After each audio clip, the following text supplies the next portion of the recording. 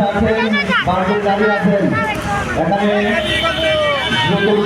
ঢাকা থেকে মহাসড়কের যান চলাচল করছে, আপনারা দুর্ঘটনার শিকার হতে পারেন। জি, দয়া করে আপনারা মাঠের ভিতরে এসে জায়গা অবস্থা করুন।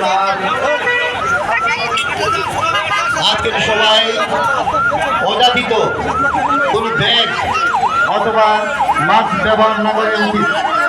আর যারা আপনাদের ভবনের আশেপাশে দোতলায় তিনতলায় গিয়ে কোনো ক্যামেরাম্যান সাংবাদিক কোনো প্রবাসের অনুমতি ছাড়া আপনারা ক্যামেরাম্যান বা সাংবাদিক কোনো জায়গায় অবস্থান করবেন না। আসুন আপনাদের এই মঞ্চগুলির পক্ষ থেকে নরসিংদী জেলা বিএনপির সংগ্রামী সভাপতি, বিএনপি সংগ্রামী যুগ্ম মহাসচিব, জাতীয় বীর জনাব কাজী খোকন